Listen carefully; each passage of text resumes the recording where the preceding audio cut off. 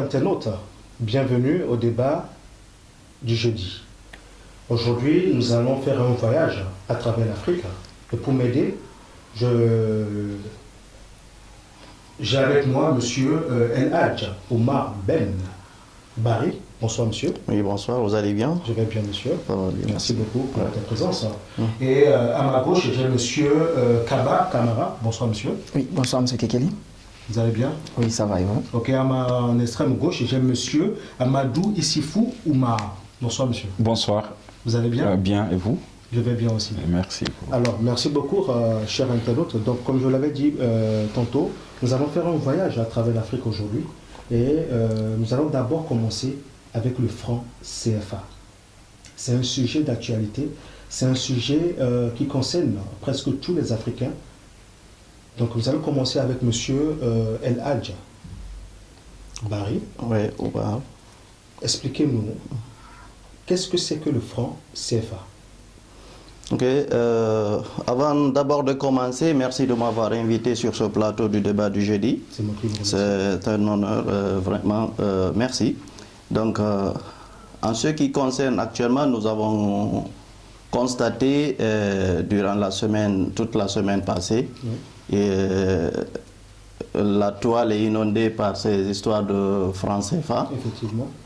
Donc, nous ne restons pas sans savoir d'abord que le franc CFA est utilisé par 14 pays africains. Ok, plus précisément les pays francophones. Plus précisément, bien sûr, les pays francophones. Okay. Et nous savons tous la première appellation de cette monnaie, c'est une monnaie coloniale. Elle a été une monnaie coloniale. Donc, c'est une monnaie qui pèse beaucoup sur l'économie des pays africains. Ok, merci beaucoup, monsieur El Hadj Barry, par rapport à cette explication. Donc, je reviens avec monsieur Kaba Kamara. Oui. Vous allez nous dire, monsieur Kaba Kamara, le franc CFA, l'origine du franc CFA, ça vient d'où? Merci d'abord pour l'invitation, monsieur Kekeli. C'est moi qui vous remercie. Alors, pour aller dans le vif du sujet, le franc CFA d'abord c'est à connotation, comment dirais-je, nazie. En fait, vous n'êtes pas sans savoir que dans l'histoire, la France aussi a été colonisée par l'Allemagne. Effectivement. Et qu'à un moment donné, l'Allemagne aussi avait imposé à la France une monnaie coloniale. Okay. Alors, le général de Gaulle s'est inspiré de ces monnaies nazies pour aussi maintenir les pays africains sous la servitude monétaire. Alors, le franc CFA, sa définition, c'est un franc colonial. C'est un franc d'esclavage. Un franc d'esclavage, vous avez dit? Exactement. Alors, l'exemple est très simple. Si vous prenez tous les pays du monde entier, tous les pays sont libres de fabriquer leur propre monnaie, sauf les pays africains. Maintenant, nous allons venir au niveau de monsieur Amadou Issifou. Oui. Quels sont les rapports ou les poids de nos présidents dans les pays francophones par rapport aux franc CFA? Pourquoi? Parce que depuis là, nous avons des débats sur le franc CFA, mais on n'a pas vu des présidents africains parler à leur peuple par rapport au franc CFA. Qu'est-ce qui cause cela? Voilà, donc je vous remercie d'abord de m'avoir donné cette opportunité d'être avec vous sur ce plateau. C'est moi qui vous remercie, monsieur. Et c'est vraiment un débat très intéressant pour toute l'Afrique et que les Africains attendent de l'autre côté. Pour vraiment savoir la vérité de ce qui se passe derrière le franc CFA. Effectivement, le franc CFA, pour moi, c'est une monnaie satanique. Et c'est une monnaie qui a été créée par des assassins. Ils exploitent les nations, ils profitent de leurs richesses, ils leur imposent une monnaie, c'est des papiers. Pour moi, le franc CFA, parce qu'aujourd'hui, je devrais même avoir un billet ici de franc CFA, le brûler à la mémoire de tous les Africains aujourd'hui qui veulent sortir. Donc vous voulez faire un peu comme monsieur Kémy Sébasse. Lui, oui, pour moi, c'est un prophète de la jeunesse africaine. Sékou Touré, lui, à son époque, il a pu vraiment dire non, à s'imposer à la France et rester un pays comme un pays libre et indépendant. Et moi, je suis aujourd'hui fier de Sékou Touré. Et les Guinéens doivent être tous fiers de ce monsieur. Cette question-là, maintenant, c'est pour tous parce que à un moment donné, nous les Africains, il n'y a pas nos dirigeants qui parlent par rapport à cela. Mais la dernière fois, il y a un ministre italien qui a eu à parler par rapport au franc CFA. Mais nous avons nos dirigeants qui ne parlent pas de cela. Est-ce que pour vous, est-ce qu'il y a quelque chose qui ne va pas par rapport à cela, monsieur El Hadj? Oui, vous savez, si tu sais que tu n'as aucun pouvoir vis-à-vis de tes... Parce que regarde, tous les pays africains là sont inféodés par le système français. Oui. Ils sont là, ce sont des gouvernements fantoches qui sont là, oui, et qui sont soumis afin de pouvoir, comme on appelle, garder leur peuple dans cette pauvreté que nous vivons. Oui. Okay? Bon, si vous voyez que le ministre italien ou ce responsable italien, il a dénoncé le franc CFA. Oui. Bon, nous Africains, nous dirons que oui, il a fait une très bonne chose. Oui. C'est-à-dire, nous l'acclamons, oui, quand même. Mais on ne sait pas qu'est-ce qui est derrière. On ne sait pas qu'est-ce qui est derrière cela. Il ne faut pas juste aussi acclamer parce que vous savez c'est quoi? Ce sont les intérêts qui lient les nations. Et si vous voyez, il est en train peut-être, il se peut qu'il soit jaloux de ça. Mais de toutes les façons, nous sommes vraiment heureux, nous sommes contents du fait qu'il est en train de faire un éveil de conscience. Bien sûr, monsieur Kémy Séba l'avait fait, oui, et vraiment il a été acclamé partout.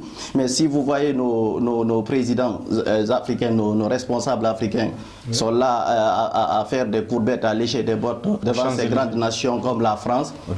Parce que, pourquoi? Okay. Ce sont des préfets de la France qui sont là en train de nous gouverner aujourd'hui. Okay. Sinon, moi, je trouve qu'il est temps maintenant de dire non au franc CFA. Et si au sein de l'Union africaine, oui, les Africains, oui, ils ne se donnent pas les mains pour pouvoir prendre une décision ensemble. Parce que vous savez, si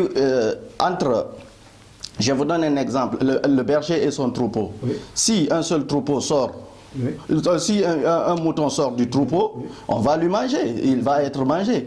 Mais si il est avec le troupeau, oui, il est fort. Donc c'est tous les pays africains là qui doivent se mobiliser, ils se donnent la main, okay, ils se retirent d'un seul coup. Okay.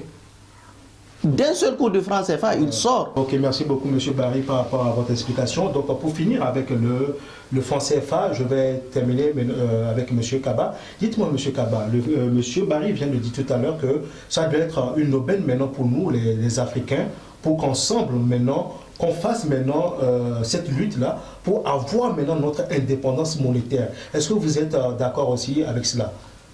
Oui, bien sûr.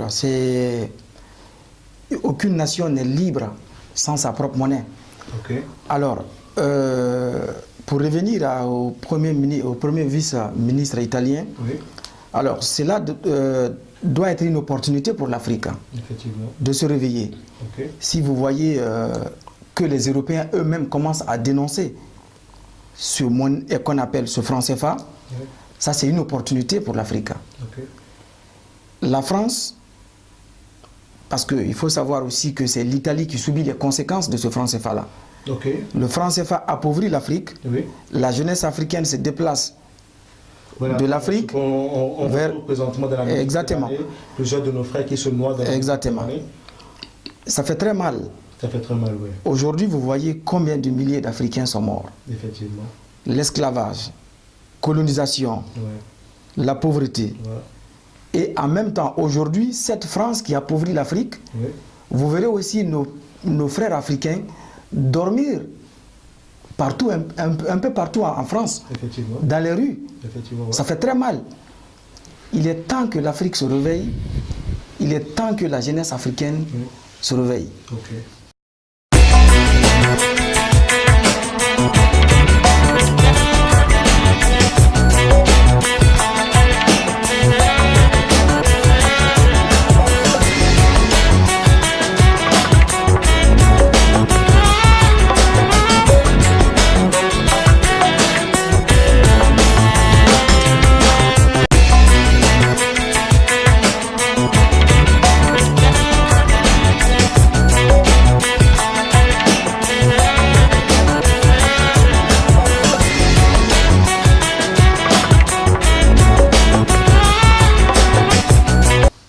Retour sur ce plateau du débat du jeudi. Merci beaucoup, chers internautes. Voilà, donc vous avez suivi avec moi le débat sur le franc CFA. Mais rassurez-vous que on va revenir sur ce débat parce que vous avez remarqué avec moi que ça a été un débat vraiment intéressant par rapport à cela. On va retourner sur le franc CFA. Mais là, maintenant, nous continuons notre voyage, comme je l'avais dit tantôt, en Afrique. Là, maintenant, nous atterrissons maintenant en Côte d'Ivoire et on va parler du président Laurent Gbagbo. Maintenant, monsieur Barry. J'aimerais vous nous développer qu'est-ce qui se passe réellement avec Gbagbo à la CPI. Donc, vous savez, pour le cas de Gbagbo, vraiment, cela a suscité beaucoup il y a eu beaucoup de spéculations là-dessus. Il y a une puissance qui est là à tirer les ficelles par derrière. Donc, il y a une main noire. Il y a une main noire par derrière. Sinon, si un monsieur, on lui a criblé de questions, il a été jugé, il a été acquitté. Hein? Oui. On n'a aucune preuve lui concernant les faits auxquels on l'accuse. Et on dit qu'il est libre. Et par la suite, on le ramène comme un appel à la CPI, mais je trouve ça c'est injuste. Où se trouve la justice?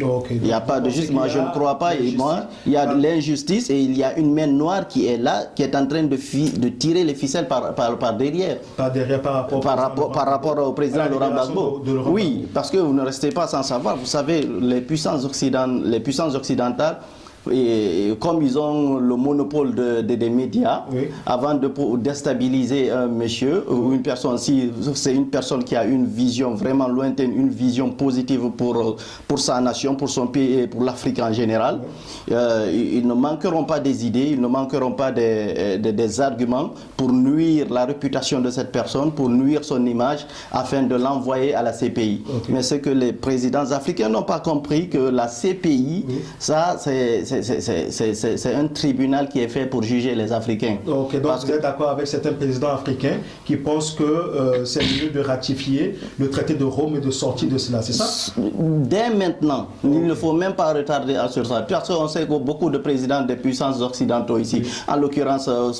Sarkozy. Oui. Sarkozy devait être à la CPI. Okay. Si on prend le cas de Bush, il devait être à la CPI. Qu'est-ce qu'ils n'ont pas fait dans des pays comme la Libye et en Irak et tout ça? Merci beaucoup. Mais franchement, soyons clairs, c'est qu'il y a l'injustice et il y a une main noire qui est là, qui est en train de tirer les ficelles pour Laurent Gbagbo et M. Blé Goudé. Ok, merci beaucoup M. Barry par rapport à votre explication. Donc je retourne avec M. Kaba. Vous allez me dire, M. Kaba, qu'est-ce qui justifie ce report de la libération de l'ancien président de la Côte d'Ivoire? Bon, d'abord, ça c'est leur justice qu'on appelle la CPI, ça c'est une insulte pour l'Afrique. Il faut le reconnaître. Okay. La CPI, pour moi, n'est pas légitime à maintenir Laurent Gbagbo. Okay. Parce que la Côte d'Ivoire n'a pas ratifié la CPI.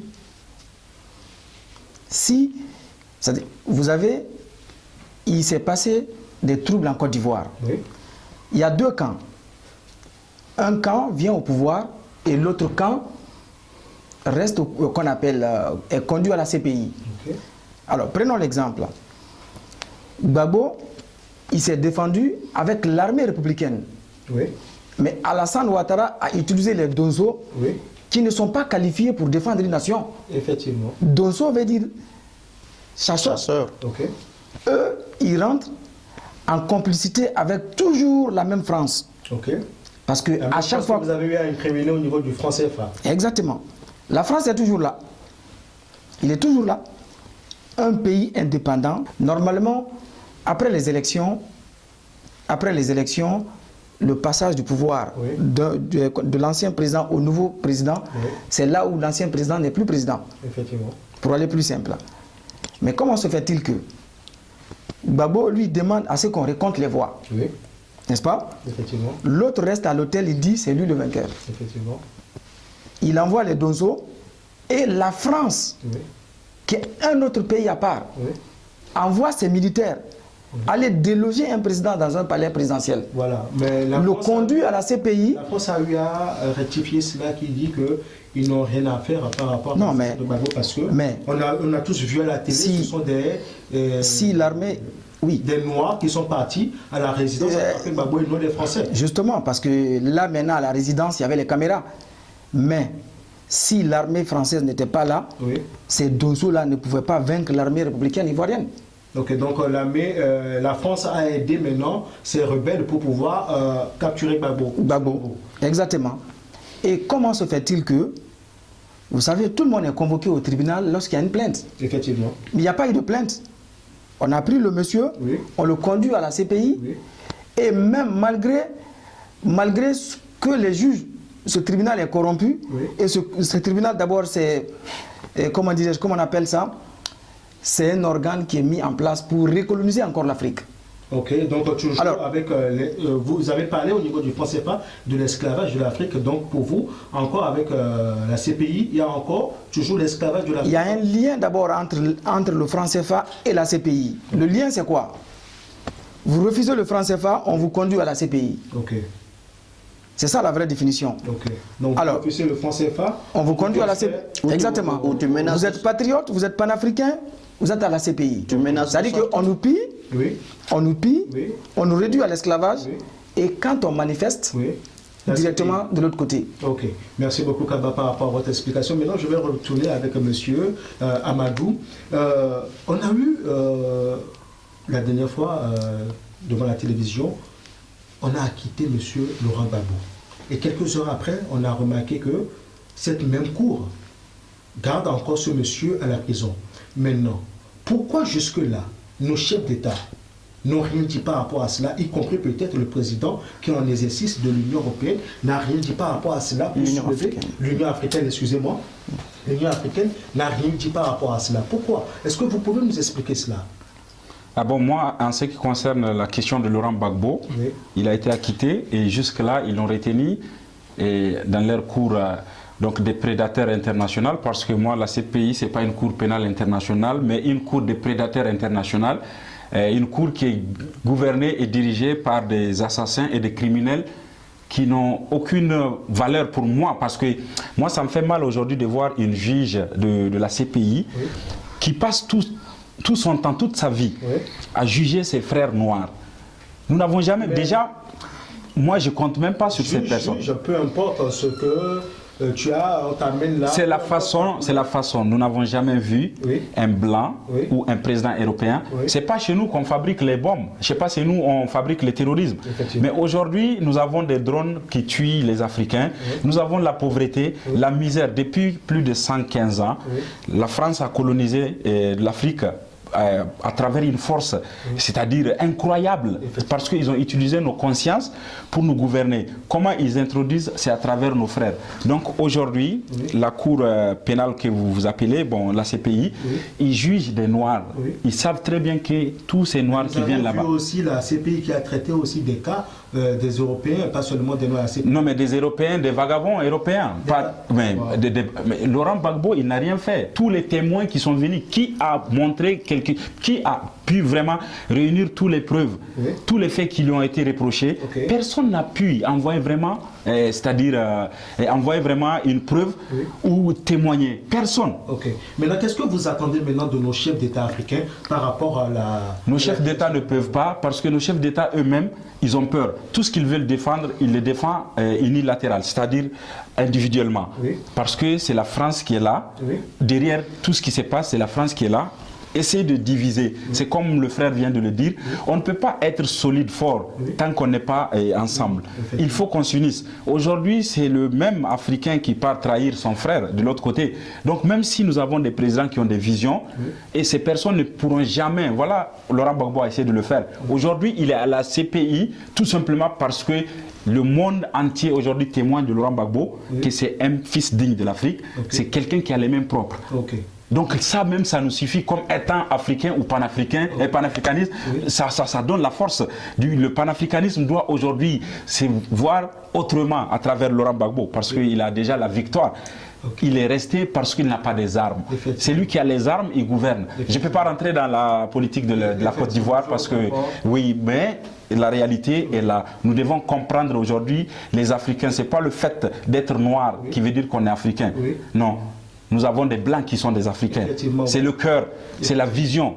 c'est l'idéologie, c'est le rêve. Ok, merci beaucoup monsieur Amadou par rapport à votre explication. Donc chers internautes, donc nous voici là arrivés maintenant à la fin du voyage, ok, en Côte d'Ivoire. Donc restez toujours scotchés au niveau de votre poste, ok. Merci beaucoup.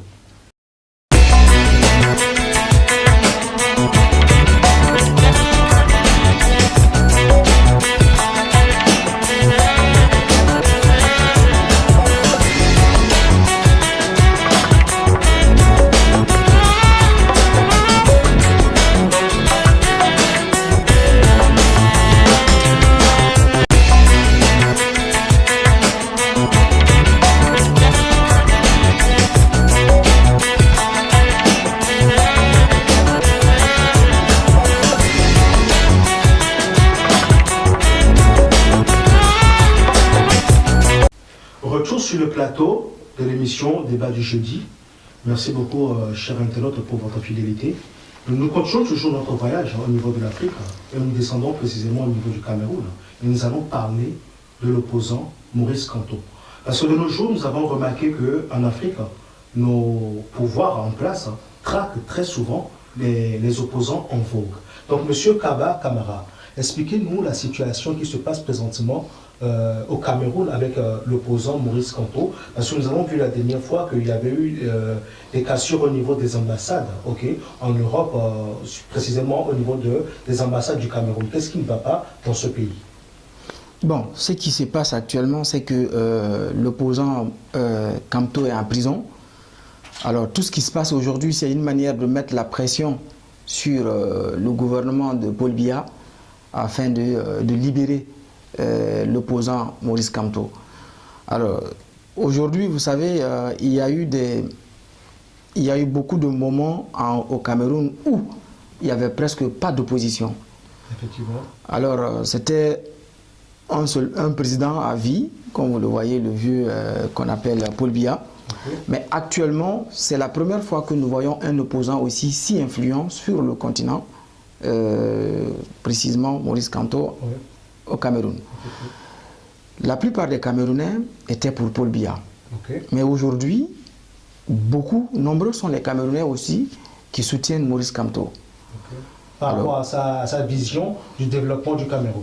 Exactement. Par rapport à sa vision, et c'est aussi l'un des plus grands intellectuels africains. Okay. Donc, ces personnes-là, c'est facile pour le pouvoir de les traquer parce que ces personnes-là représentent des menaces. Des menaces pour eux, pour le pouvoir. Au niveau du fauteuil présidentiel. Au niveau du fauteuil présidentiel, là. Ok, donc merci beaucoup, M. Kaba, par rapport à votre explication en ce qui concerne les traques des opposants, plus précisément au niveau du Cameroun. Donc là, maintenant, nous allons continuer toujours notre voyage et nous intéressons maintenant en Guinée, au pays de M. Sékou Touré. Maintenant, je reviens toujours avec vous, M. Kaba. J'ai eu à entendre, parce que j'ai des amis guinéens, beaucoup d'amis guinéens, que je salue au passage, ok, qui m'ont informé comme quoi que il y a des élections législatives qui sont prévues, mais qu'il y aura sûrement, parce que ce n'est pas encore confirmé, des retards au niveau de ces élections. Pourquoi en Afrique nous avons toujours des problèmes au niveau des organisations des élections en Afrique? Pourquoi? Oui, ça aussi, c'est vrai. Il y a des rumeurs en Guinée, mais dans ces retards-là, la responsabilité, elle est partagée. Surtout précisément pour le cas de la Guinée. Okay. Parce que quand vous prenez la CENI est composée de la mouvance et de l'opposition. Okay. C'est eux ensemble qui font la CENI. C'est eux qui décident la date à laquelle ils doivent aller aux élections. C'est eux qui doivent soumettre une date au gouvernement, précisément au chef d'État. Okay. Alors, c'est au chef d'État maintenant d'approuver cette date. Okay. Mais jusqu'à date, la CENI n'a pas encore proposé une date. Donc, vous voyez donc, et cette CENI, elle n'est pas composée que de la mouvance, elle est composée de l'opposition. Donc, s'il y a un problème, la responsabilité est partagée. Effectivement. Merci beaucoup, M. Kaba, par rapport à votre explication. Donc, M.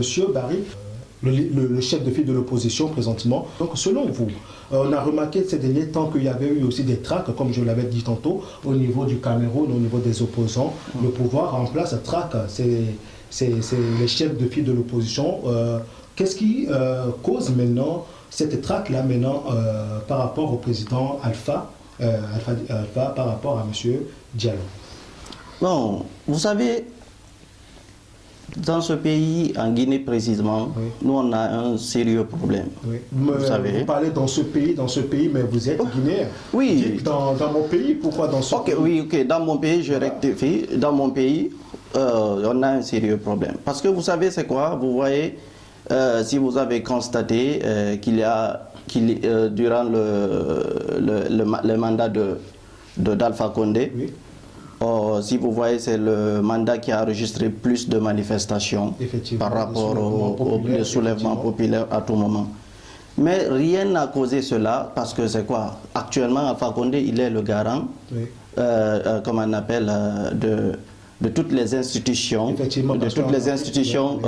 pays. Ils sont les garants des institutions. Oui. Mais si la Constitution prévoit des échéances de date pour l'organisation d'une élection, ouais, et que cette élection la retarde, ouais, à qui on va accuser? Bien sûr, c'est le garant de la Constitution, c'est lui qu'on va accuser. Effectivement. Et ils sont là, à chaque fois qu'il y a une élection, ouais, on retarde les élections. Ok, oui, il y a les manifestations qui se font. Peut-être le président retarde les élections parce que par rapport au rapport, parce que M. Kaba vient de nous dire tout à l'heure que le président, avec son gouvernement, précise la date des élections en fonction du rapport que l'apporte la CENI. Peut-être c'est parce que la CENI n'a pas fini de faire le laissez rapport. Tomber cette histoire de CENI. Cette histoire de CENI, c'est une CENI qui est à la poche de la gouvernance. Laissez tomber cette histoire de CENI. On a une CENI corrompue. Il faut le dire. Donc pour vous, c'est une CENI qui il y a des reports au niveau des dates. Bien sûr, c'est volontaire. C'est bien sûr. La CENI est corrompue. La CENI est corrompue jusqu'à la moelle épinière. Ça, c'est connu de tout le monde. Il faut dire la vérité. Merci beaucoup, M. Barry, par rapport à votre explication en ce qui concerne la situation sociopolitique en Guinée. Donc, je retourne vers vous, M. Kaba. Qu'en pensez-vous des arguments avancés par M. Barry? Bon, ces arguments-là ne tiennent pas en fait, à la route si, comme je disais tantôt au début, que la responsabilité est partagée. La CENI est composée de l'opposition et de la mouvance. Si la CENI est corrompue, cela veut dire que l'opposition est corrompue et la mouvance, n'est-ce pas? Mais comment se fait-il que lui, dans son argument, il dit que la CENI est corrompue, mais quelque part, il attaque le gouvernement? Cette CENI est composée de la mouvance et le gouvernement, et l'opposition. Dans d'autres pays en Afrique, nous remarquons qu'il y a plusieurs présidents au moment des dates, au niveau des élections, changent la constitution pour pouvoir se représenter encore une fois. Donc par rapport à cela, je vais m'adresser maintenant à M. Amadou. Oui. Monsieur Alpha Condé, on l'a vu dans l'opposition, il a vraiment milité pour pouvoir arriver là où il est présentement aujourd'hui. Maintenant, on remarque qu'en Afrique, quand les opposants viennent aussi comme ça au pouvoir, quand ils commencent à goûter aux délices du pouvoir, ils n'aiment plus se détacher à cela. Est-ce que vous êtes du même avis de ces genres de personnes qui pensent que M.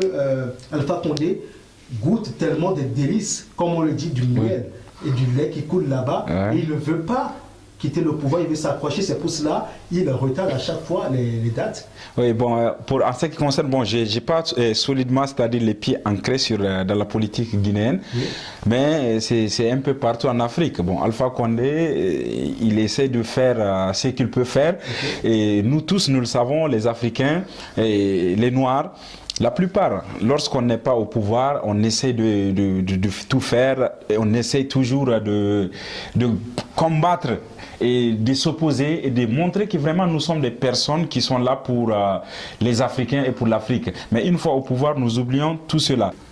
Parce que le peuple, lui, il est toujours perdant. En Afrique, en réalité, si on regarde tout ce qui se passe.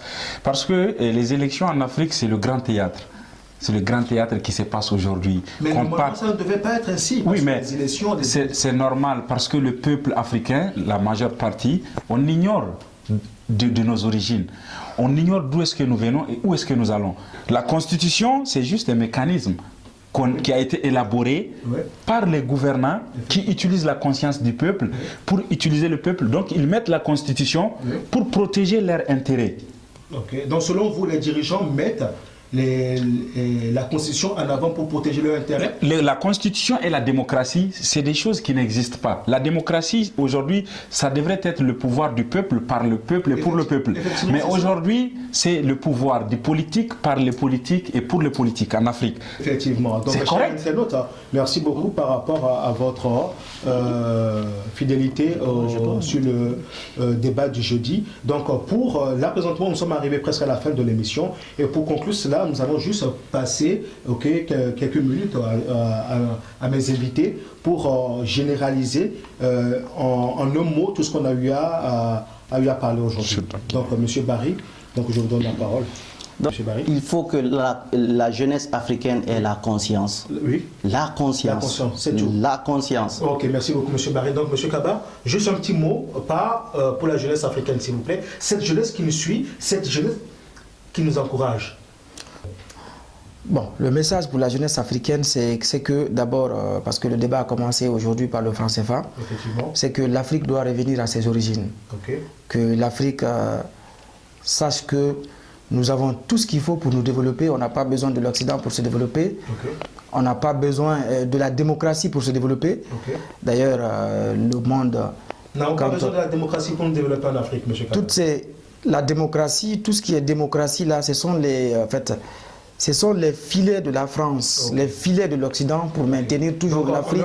En un mot, par rapport à cette jeunesse africaine, nous avons tout juste besoin de retourner à nos valeurs, à nos origines. Merci beaucoup, M. Kaba. Donc, pour conclure, M. Amadou, cette jeunesse nous suit présentement. Un mot par rapport à cette jeunesse. Voilà, moi, ce que j'ai à dire à la jeunesse africaine, c'est, comme le frère vient de le dire, une prise de conscience générale et une mobilisation, parce qu'on ne peut pas changer maintenant ces hommes par les mots, mais par la mobilisation. Nous devons tous se mobiliser. Partout où nous sommes, toutes les villes, toutes les campagnes africaines, nous devons sortir massivement, marcher pacifiquement et dénoncer l'injustice. Merci beaucoup, monsieur Amadou, par rapport à vos mots. Donc, chers internautes, chers Africains, donc ce débat du jeudi, c'est un débat pour les jeunes Africains qui sont conscients de l'évolution de l'Afrique. Mais là, si nous sommes comme ça, nous sommes divisés. Mais là, nous sommes unis et ensemble, nous pouvons faire avancer l'Afrique. Donc, mes invités, je vous remercie par rapport à vos propositions, à vos messages par rapport à cette jeunesse africaine.